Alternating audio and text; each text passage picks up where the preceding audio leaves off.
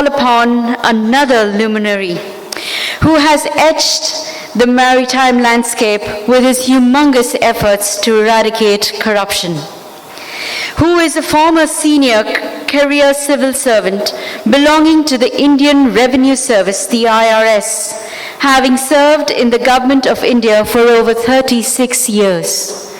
He is the former Director General of Shipping, Government of India, which he has served for 2 years between 2015 and 2016. He stands empaneled since 2016 on the global roster of experts of the United Nations in the areas of maritime transportation and maritime crime. He is the recipient of 24 international, regional, and national awards and commendations in his service career, including the Presidential Award of Appreciation Certificate for a specially distinguished record of service bestowed on the Republic Day 2002. Commendation Certificate for meritorious and sincere services rendered conferred on the International Customs Day 2002. Commendation issued by the Foreign Minister, Government of India in 2015.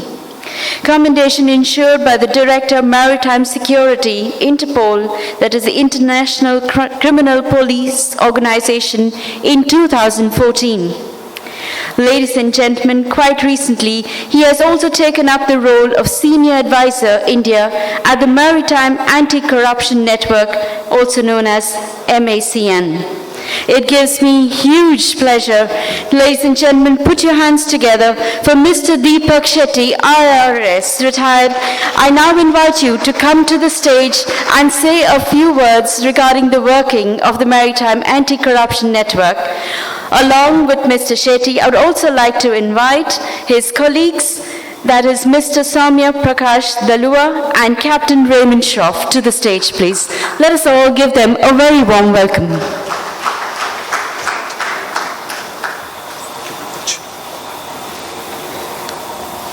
So you can just do this.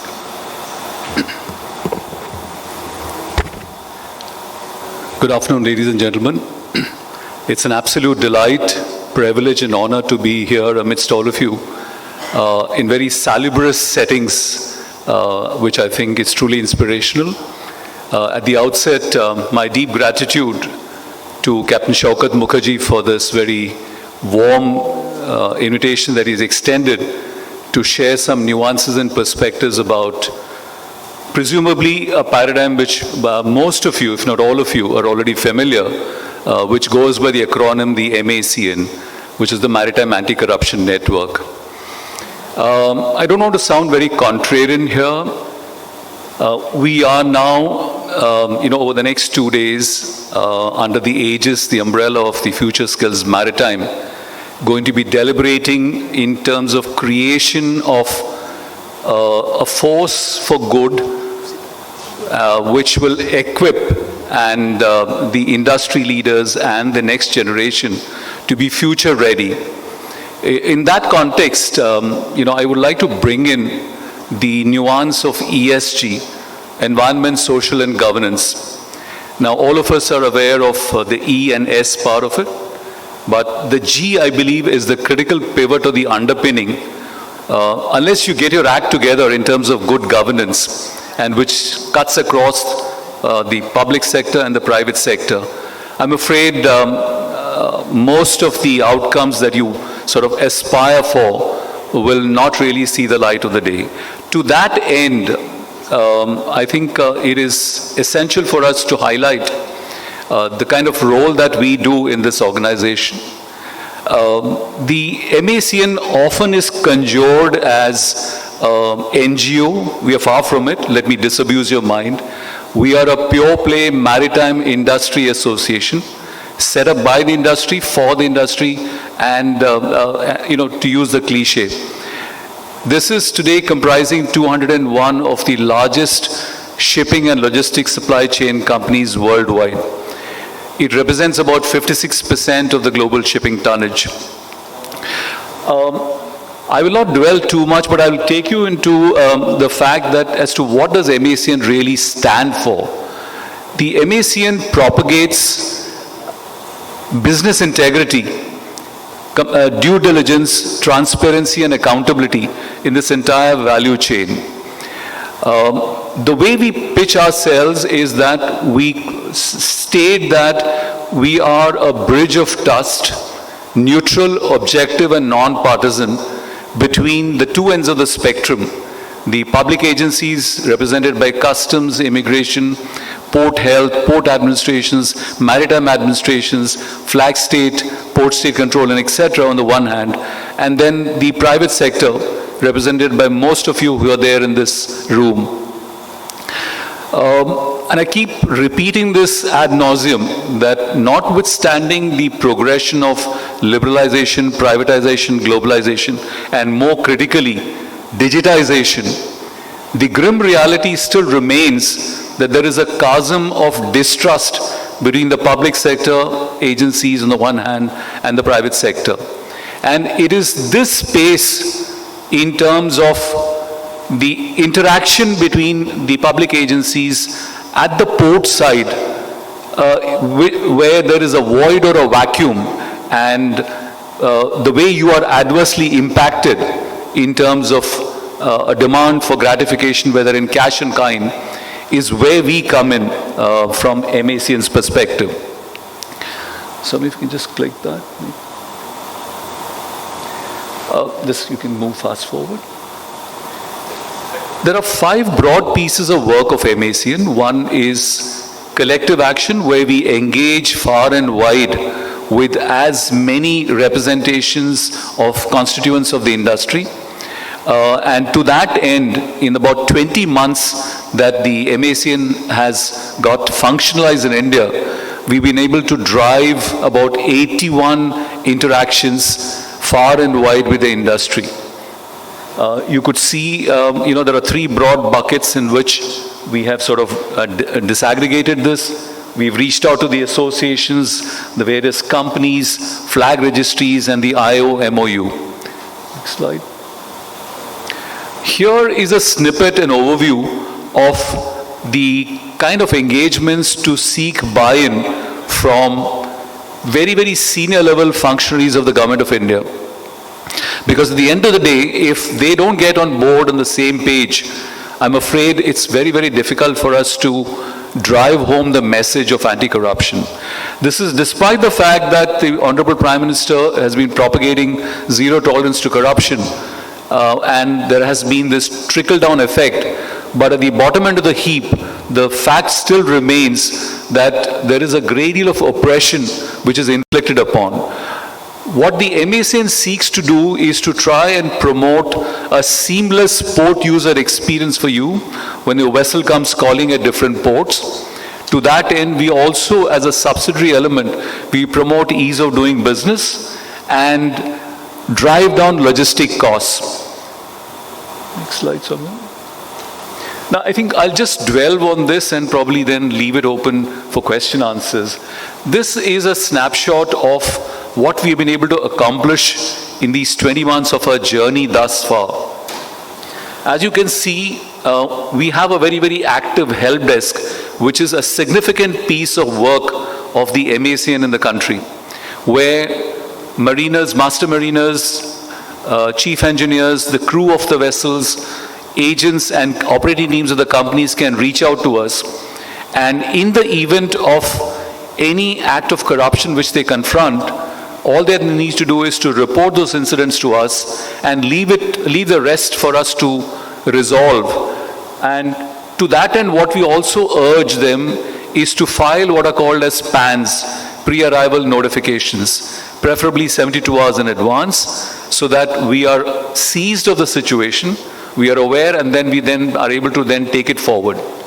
I'm delighted to say that in this short span of 20 months, although MACN has a geographical footprint in 8 countries worldwide as yet, we have already surged to number 2 position, next only to Nigeria, in terms of the sheer PAN filings.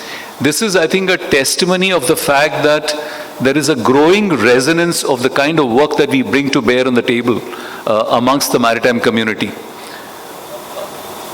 We have had 31 incidents of corruption that have been reported to us. There might be a counter argument you might come up with that this is just a small drop in the bucket. Fair enough. I concede that point readily. But as I keep saying, we are only as good as what is brought to our notice. And trust us, these 31 incidents have all been resolved in not more than about 4 to 5 hours' time. Many of you would have heard me saying this even at the cost of repetition. If I may just share with you, we've had success stories. I can narrate, I distinctly recall on the top of my head 4 cases where in about less than 4 hours after my escalation to the highest authorities of the given public department, we were able to have sums of money extorted as bribes ranging from anywhere between $1,800 to $2,500 in every single case, returned back to the master in totality in about 4 hours' time.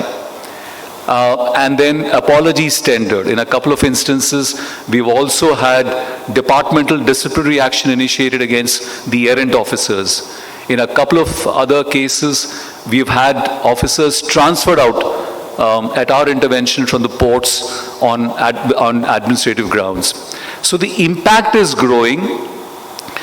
We believe that we have just begun. We need to attain critical mass. But I dare say that through sheer word of mouth, today we have reached a stage, and I say this with utmost humility, that by the sheer impact that we have created, let's say in Agency X, by word of mouth, that has got a spread effect, it's got a contagion effect in a positive sense. And largely in those ports, there is a perception that there is somebody at the back end who will intervene and set things right. Another piece of information, we've got about 105 emails, and it's only growing, where masters, companies and agents come back to us and have told us that progressively their port user experience in the past few months, courtesy the interventions of the MACN, have started getting increasingly better.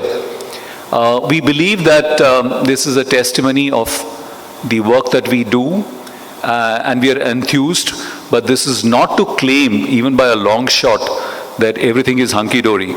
There's a great deal of work which lies ahead of us. We are mindful of the onerous responsibility, but I think we have got off to a fairly reasonably good start, courtesy the humongous support which we have managed to get in the last 20 months from all of you as key stakeholders. The next piece which I think I must make it a point to share with you, in every one of these 30 cases, barring one, we have ensured that the sailing windows of the vessels have not been missed even by 1 single hour. That is another mandate we have assumed as our responsibility. So this is no mean feat. Even if you were to extrapolate and do just a top of the head math, let's assume that there are about $10,000 to $15,000 of cost for every hour of delay for any given vessel. Of course, this varies depending upon the typology of the vessel. The fact that we've been able to ensure that the sailing windows have been met, we assume reasonably that we've been able to save anywhere around $300,000 to about $435,000 US dollars of sheer savings potentially by ensuring this. Then we have also made sure that we add value, because as I keep saying, and many of you would have heard me say this time and again, we do this case-to-case intervention by raising incidents to various public authorities and seeking a resolution, a negation or a pushback. But at the end of the day, it's my conviction, having served in the government for 37 years, that if you really need to do a substantive, systemic and sustainable impact, the only way you can do is to leverage technology. And for that, what we have done is we've got an active dashboard, a distinct USP only of MACN in India, not replicated anywhere in the world, where we use AI tools. We do an empirical analysis of the causative factors of corruption, preferably the low-hanging fruits, which are far more doable. And then I write policy papers to the government, identifying as to what has been the bugbear in several cases that we have intervened, and then basis that I write detailed policy papers, submit it to the government for systems change or business process re-engineering. I'm glad to mention that two of them, one in relation to digitizing the paradigm of port clearance, that has now been accepted in principle, and I believe that it's getting merged into the National Logistics Portal. The other contribution that we've been able to make is where information seeking today is an entirely physical process from companies and other stakeholders. So what I've written out in that document is, why should the Government of India not invoke the, the recommendations of the FAL committee of the IMO, which has standardized and codified documentation and templates for information seeking, digitize those processes, and when we have ratified the FAL Convention 1965 with its various iterations over a period of time into the Merchant Shipping Act, the Immigration Act, the Customs Act, and what have you, why is it that we can't invoke these provisions and resort to smart governance? And I'm again glad to share with you that this has also been accepted, and from what I hear from the government is that in the rollout of the NLP, all of this is going to happen come next 6 months to about a year from now.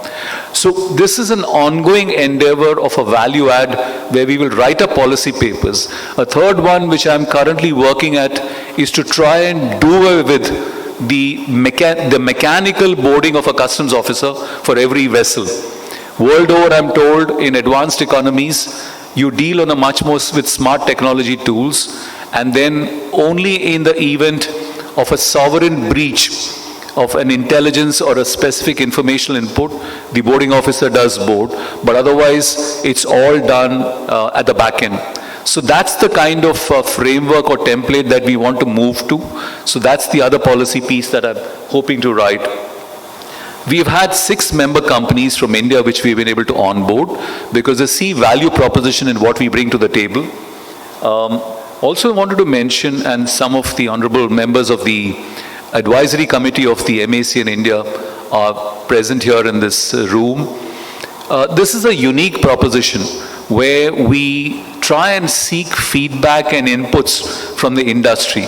We don't believe that, we are the repository of all that there is to know about anti-corruption.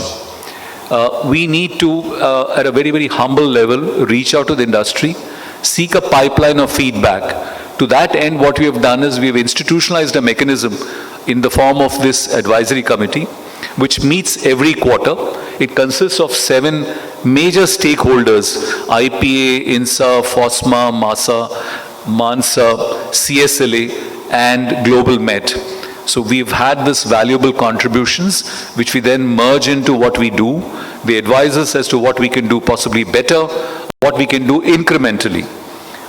And now we've had the last edition where we reached out to the Eastern region stakeholders by a visit of this committee to Calcutta, and we bid fair to go to the Southern region come May in Chennai. The other thing I just wanted to mention just before I wind up is, there's a major piece of work of MACN in trying to bring about a cultural change, modification in the mindset. And for that purpose, MACN has come out with 5 e-learning modules, one for masters and chief engineers, the second one for port agents, the third one for operating teams of the companies, because they play a critical role of support. The fourth one is for the P&I correspondents. And the fifth one, which we have just rolled out, absolutely gratis, free of charge, which many of you in the room who represent maritime training institutions of the pre-sea side may perhaps have already received communications, is an e-module dedicated to the next generation of seafarers, which is to the young cadets and trainees. Because we believe that this is not to indulge in scaremongering, but to get them to understand that how do you develop coping skills when you are confronted with a situation of corruption in the maritime domain. So maritime education, so to that end, I think it ties up very neatly when you say that, when you talk about the theme of future skills maritime, whether we're getting industry leaders future ready. And we believe this is a very, very simple and humble contribution that MACN does. So you have broadly, as I said, collective action, help desk, the education piece. There are 2 aspects with which I'll just wind up. One is, we are the largest repository. By the way, we are the only organization globally which does work in this space. We are also the largest repository of global data of 60,000 plus incidents of maritime corruption, which stakeholders have filed with MACN for the last 13 odd years. So we decided to put it to good use, and we leveraged risk management tools and developed what is called as a Global Port Integrity Program. GPIP is the acronym, where inter-se comparison of the extent of corruption in various ports globally is all mapped out under this GPIP tool. Admittedly, this is only available to members, and what it does is no fewer than 1,151 ports worldwide in about 151 maritime nations. They're all mapped out in this GPIP framework. The underlying rationale is that when companies prepare themselves to call at ports, amongst the various preparatory works that they need to do, they also pretty much get a sense and a hang of what is in store from the point of view of corruption when they come calling there. The last piece which I want to share with you is we've also developed what is called as 3C Diligence. It's a platform, a risk management tool, where you can get a 360 degrees vetting of the background or credentials of any entity which you wish to engage and transact with. You come up to us and say that, look, we want to hire an agent, for instance. What is the background? What is the credential vetting? We do that at just no more than $50 and a simple application, and in 48 hours we're able to churn out, because we have access to a global database, the across the spectrum, regulatory, law enforcement, etc. And we're able to come back and tell you, this is how this entity stacks up worldwide. Then it's your call to decide whether you want to go ahead and engage or transact with. So there are some of these service orientations that MACN does offer. What I just wanted to finally wind up and say is that this is a huge collaborative effort. In this 20 months, I've also encountered n number of cases where entities have reached out to us, but then they have backtracked, ostensibly with the supposed fear of a backlash. But I can tell you that we have been able to even contain and mitigate those backlash. If you just bear with me, Captain Shaukat, just for a minute.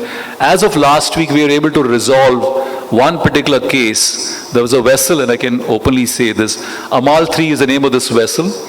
It's a St.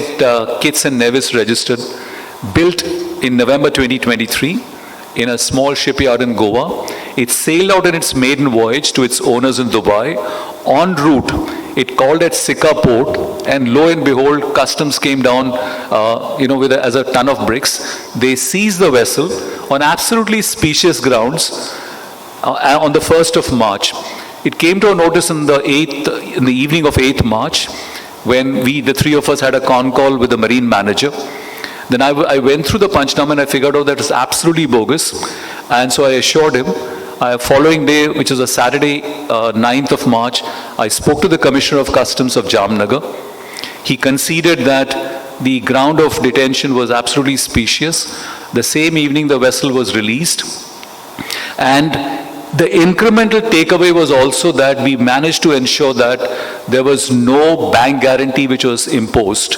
Because ordinarily in a customs seizure on a provisional release, invariably, almost inevitably, there is a financial instrument by way of a bank guarantee which corresponds to the value of the vessel.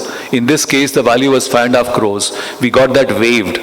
And I think on Tuesday, after all the formalities got done, with a further call from my side to the Commissioner, the vessel sailed out. And I was in constant touch, so was Captain Schroff with the Marine Manager. We said, don't pay a dime to anybody and just stay your ground and you leave the rest to us. So this is the 31st case that we succeeded as of just this Tuesday. Just wanted to share with you, but I also have a live case and I don't want to take names here. Some of you who have shared those tweets with me, I've taken it to almost a 75 degrees, only to be told by the stakeholders to kindly retract. I said, fair enough. If you don't want to walk the talk, I mean, there's not much I can do. As the saying goes in English, you can take the horse to the water, but you really can't make it drink. So it takes two to tango. So if all of us can partner, I'm sure we can still go a long way in this journey in trying and ensuring that we are able to clean up the system. It's all very well to say that I want this as an aspiration.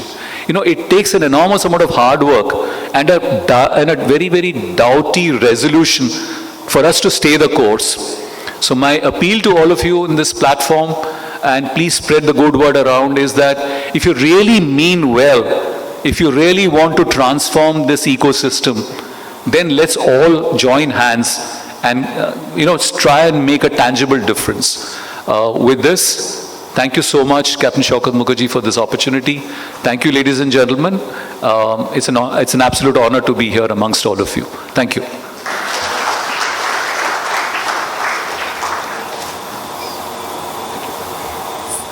Please do, thank you. Please just to stay back on the stage, sir. Just a minute. I'd like to call upon Captain Shaukat Mukherjee and Captain Tushar Pradhan to felicitate our esteemed guests on the stage. Captain Tushar Pradhan, please join us. Ladies and gentlemen, a round of applause for the esteemed gentleman on the dais with us.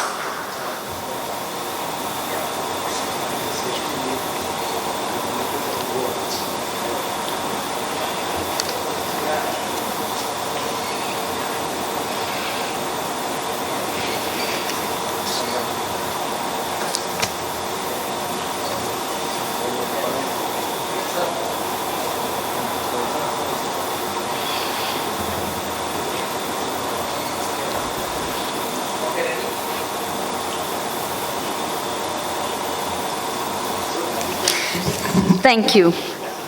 I will also like to thank, of course, at this stage, Mr. Shetty. Thank you for that inspirational speech.